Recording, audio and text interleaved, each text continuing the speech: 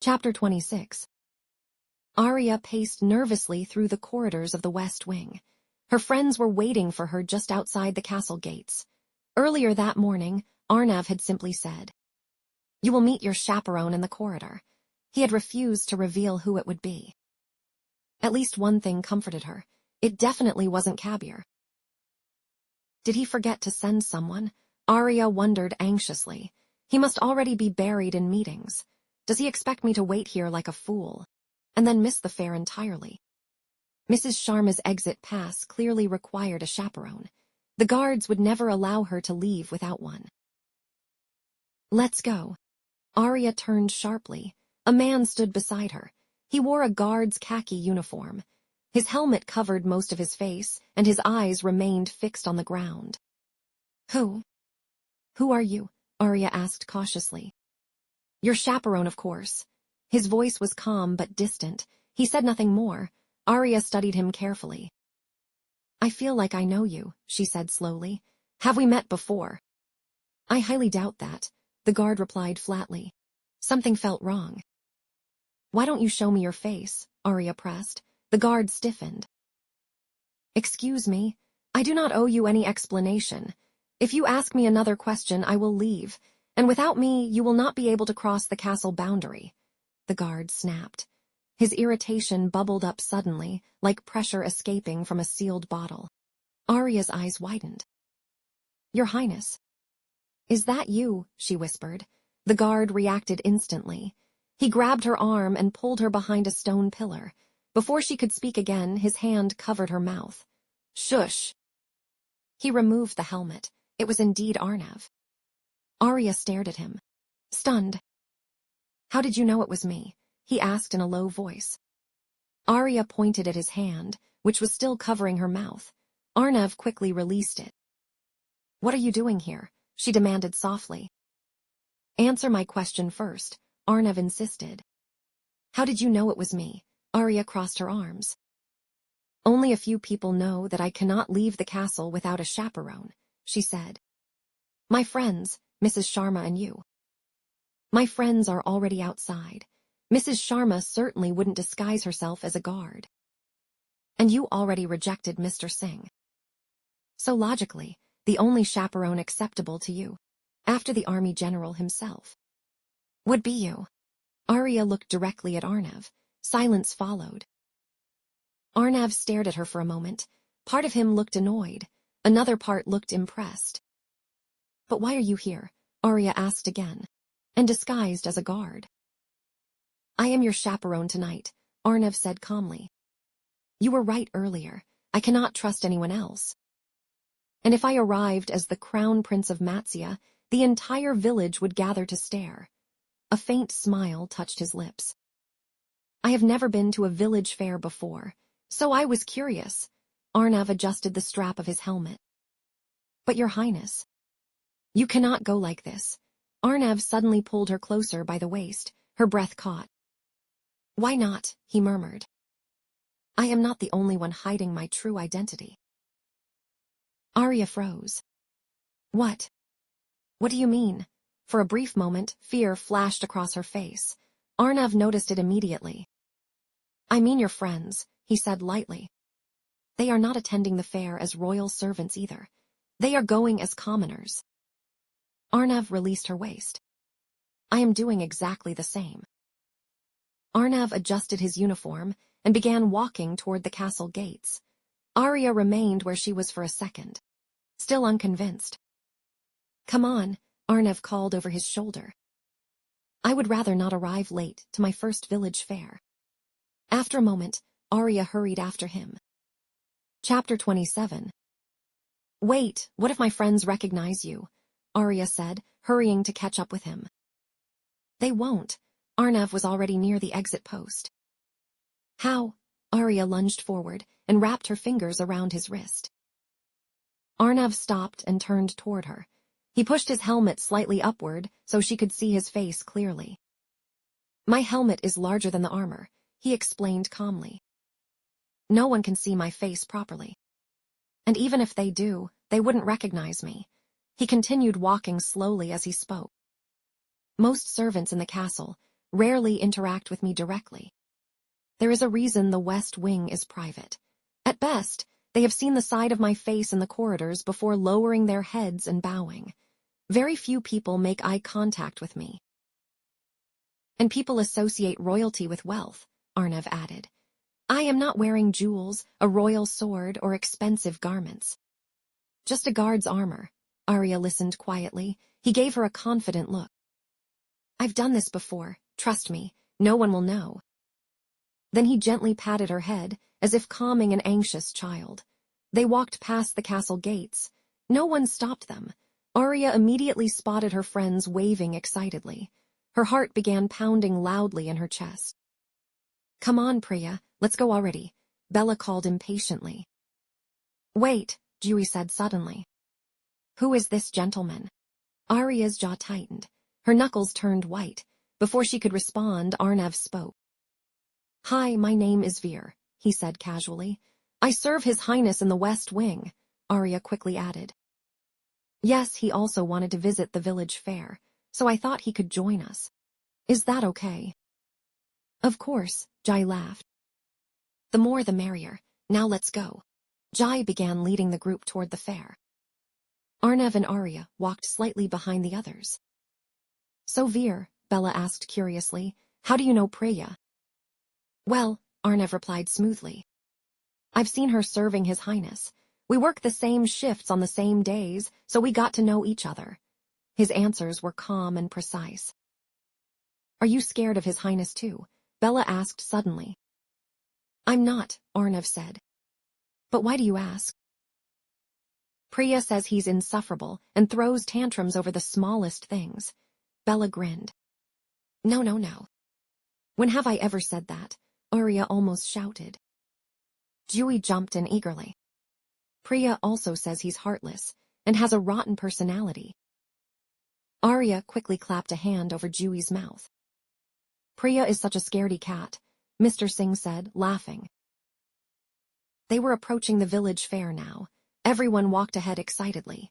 Using the moment, Arnav slowed down and gently pulled Aarya back. She had been avoiding his gaze for several minutes. Look at me, he said quietly but firmly. He still hadn't released her hand. What was it that you said about me? He continued. That I am heartless. That I have a rotten personality. That I throw tantrums.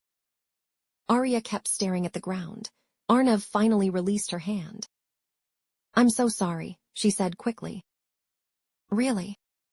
I didn't mean it. It's not their fault. They don't know what they're saying. Her voice trembled. I was angry. Humiliated. When I said those things, I had just returned to the castle and everything felt overwhelming. I was only venting to my friends. Her eyes filled with tears. Please. Please don't punish them. By now they had fallen behind the others. The crowd from the fair had begun to swallow them. Arnav gently cupped her cheeks and lifted her face so she would look at him. I don't care what they think, he said calmly. To be fair, I was hard on you when you first arrived. He wiped away her tears. But I do not throw tantrums. That accusation I will never accept. A faint smile appeared on his face. I simply like certain things done a certain way. Aarya nodded and sniffed quietly. I forgive you, Arnav said softly. For today, at least. Since I am not your boss right now. He held her gaze. I am your friend. You can say whatever you want to me. I promise I won't tattletale. Really? Aarya asked, still unsure. A friend, Arnav nodded. He released her face and began walking again. Aarya quickly caught up to him. Then can I ask you a question? She said cautiously. Go ahead. Aarya hesitated for only a moment. Did you find King Sudhanshu guilty? Or was he innocent? And there really was corruption in Sagarkidu. She looked directly at him. In your note you said you had to make a difficult decision. What decision did you make? Arnav chuckled. One question, he reminded her. You said you would ask only one question. Then he glanced ahead. Also, he added lightly. Your friends are waving at us. Before she could respond, Arnav grabbed Aarya's hand. Together, they stepped into the glowing chaos of the village fair. Chapter 28. Come on. Tell me, Aarya whispered near Arnav's ear. They stood in a long queue leading to the goddess's temple. The village fair was in full swing. A celebration of victory, of good over evil, of the goddess defeating the demon. This line isn't moving at all, Bella complained, shifting her weight. But it seems like someone doesn't mind standing this close, Dewey murmured, leaning into Bella. The group had noticed everything. The way Arnav looked at Aarya, the way he held her hand, the way he shielded her from the crowd, the way he slowed his pace just to stay beside her. Aarya heard the comment. Heat rushed to her cheeks. She tried to pull her hand away. Arnav didn't let go. They're getting the wrong idea, she whispered urgently. I don't care, he replied, leaning closer. Your safety matters more. Then he spoke in a softer, dangerously confident voice. And besides, I am the best you could ever get. You just don't know it yet. For a fleeting second, he stood far too close. She felt his breath brush against her neck. Her heart fluttered, unsteady, unfamiliar. After offering prayers, the group spilled back into the fair, energy bubbling over. Where do we start? Mr. Singh asked. I want to play balloon darts, Dewey said excitedly. One of the prizes is a bamboo doll. I've always wanted it. Then let's not waste time, Arnav said, already leading the way. Dewey's aim, unfortunately, was terrible. Half her darts missed. The rest barely made a difference. She glanced at the coins in her purse and stepped back. Arnav noticed. Let me try, he said casually. That will be 10 copper coins, the vendor said. Arnav paused. For the first time that day, he had a problem. He had no money. His gaze shifted slowly to Aarya. She was already watching him. The corner of her lips curved in quiet amusement. You need to lend me 10 copper coins, he said under his breath. Excuse me, she replied, feigning innocence. Why should I? I'll return it tomorrow. No, she turned away. Seriously, you're denying your boss 10 measly coins, he pressed, stepping in front of her again. Aarya tilted her head, eyes glinting. You're not my boss today. Besides, we common folk use a certain magic word when asking for favors. Complete silence. Arnav exhaled. Please, he nudged her shoulder. Aarya laughed. I have one more condition. He narrowed his eyes. Of course you do. You'll answer 2 of my questions. You already owe me one from before. The second is the price for these coins. Arya's eyes glinted as she slowly opened the purse. Fine. Arnav stepped forward. 1 dart. Pop. Another. Pop. And another. Effortless. The vendor barely had time to react. When asked to choose a prize, Arnav pointed. The bamboo doll, please. Dewey froze. That was the one she wanted. She stepped back quietly, trying not to show it. A moment, Arnav called Dewey. Dewey turned. This is for you. He placed the doll in her hands. Dewey's eyes widened. For me? Of course. Thank you. Dewey's voice trembled. That was sweet, Bella whispered to Aarya. Very sweet, Jai added. Bella leaned closer, smirking. He's handsome, protective, kind, and clearly likes you. Aarya tried to look away, but it was too late. You've chosen well, Bella continued. That one's a keeper. Aarya didn't respond, but her eyes gave her away. Chapter 29. Mr. Singh, unaware of the teasing at the back of the group, turned to Arnav. Brother, want to grab something to drink? Before Arnav could respond, Bella cut in. Priya wanted to do some shopping, and I want to see the talent show near the entrance. How about we split up? She smiled. Far too knowingly. Veer, why don't you accompany Priya? The rest of us will grab something to drink and meet you at the show. She winked. But I don't mind skipping the shopping. Aarya began quickly. She didn't trust her own heart anymore. "Shush," Jai said under her breath. "We're giving you privacy. Take it." Before either Aarya or Arnav could protest, the group disappeared into the crowd. "So," Arnav said, turning to her, "where do you want to start?" "The baked goods stall," Aarya replied. He led the way without another word. Aarya tasted nearly every pastry on display. Arnav watched, faintly amused, as she sampled one sweet after another with surprising enthusiasm. She finally selected a few and paid the vendor. They moved on. At the next stalls, she bought soap, honey, and a small candle. "All done," she said, lifting her bag. Her purse felt noticeably lighter. "Is this your first time shopping alone?"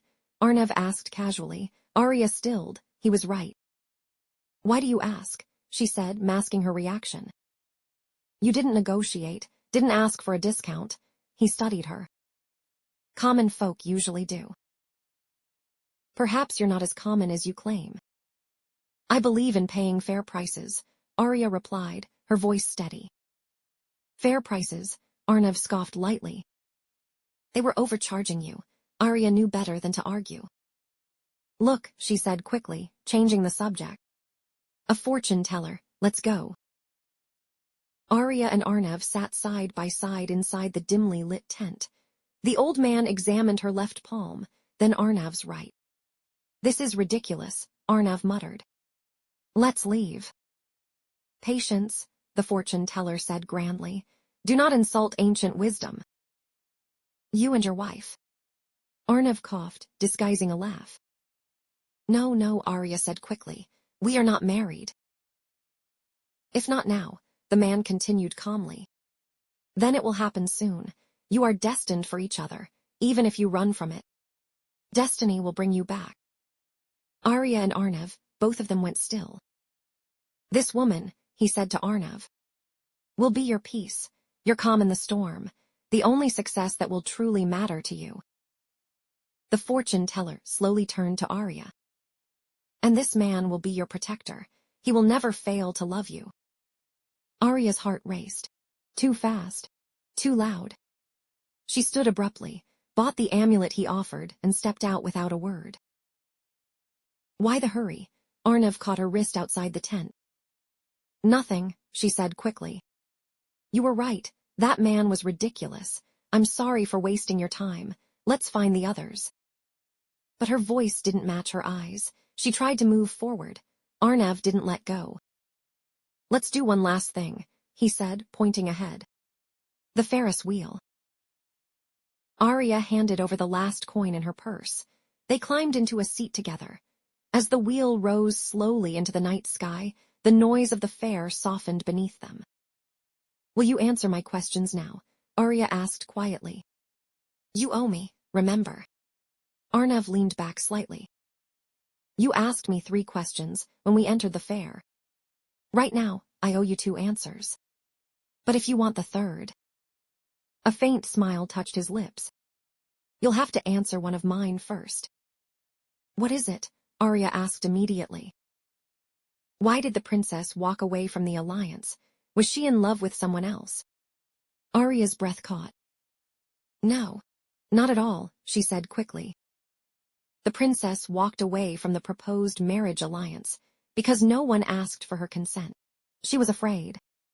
She felt like a pawn, used by everyone around her." Her voice softened. "She had only heard rumors about you. That you were a tyrant. I'm sure.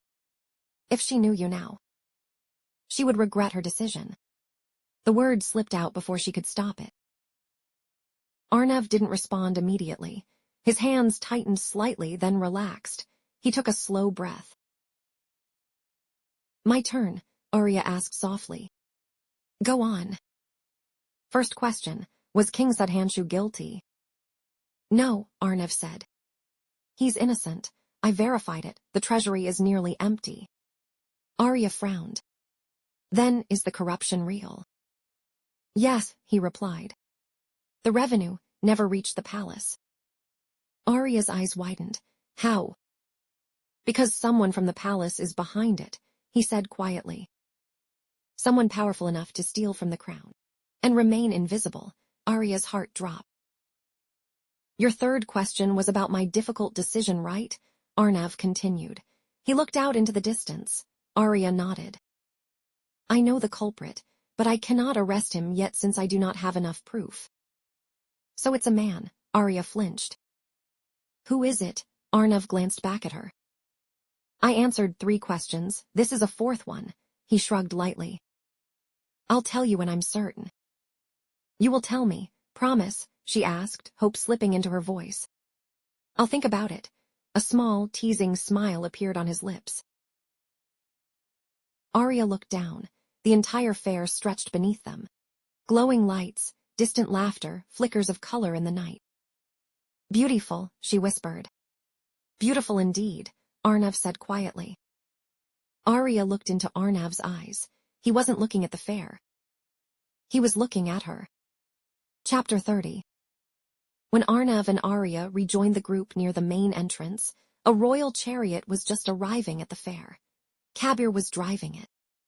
Aarya instinctively looked at Arnav. He let out a quiet breath and shook his head in disappointment. From a distance, Kabir spotted Aarya. He immediately jumped down from the chariot and strode straight toward her, his movements sharp and purposeful. A few people in the crowd turned to watch. Where is he? He left the castle without any warning. Kabir asked, his voice tight with barely contained urgency. Are you looking for me, sir? Arnav stepped forward, drawing his attention. Kabir turned to him at once. Let's have a private chat, shall we? Arnav added calmly, already walking toward a quieter corner. Kabir followed without hesitation. My. Why is the army general looking for Veer? Bella murmured, raising an eyebrow. Is he in trouble? Mr. Singh added, lowering his voice. Aarya simply shook her head, though she wasn't sure whether she was reassuring them or herself. A few moments later, Arnav and Kabir returned. My apologies, everyone, Kabir began, his tone now composed. Mr. Veer here locked a few offices in the East Wing and left in a hurry for the fair. He forgot to return the keys. I saw him leaving with Priya, so I came looking for him. The explanation sounded rehearsed. The longer he spoke, the less convincing it became. Aarya noticed the doubtful glances her friends exchanged, but no one questioned him aloud. Never mind, Arnav cut in smoothly, sensing the tension. Shall we head back to the castle? Of course, Kabir replied quickly. Allow me to give all of you a ride. He turned and walked back toward the chariot. The group didn't need much convincing. The idea of not having to walk back was enough to lift their spirits. As the others climbed in, Arnav's gaze lingered on Aarya. She looked exhausted. For a fleeting moment, he almost offered to walk her back himself to make sure she was all right. But he couldn't, not without raising questions. Instead, he turned away and joined Kabir, falling into step beside him as if nothing was out of place. Later that night, everyone returned to their quarters, but sleep did not come easily to Aarya. Again and again, she felt it. Arnav's hand, laced with hers. Warm, steady, real. She turned onto her side, pressing her fingers lightly against her palm, as if trying to hold onto the memory. Was it just a dream? Or something she had begun to wish for, without realizing? She didn't know.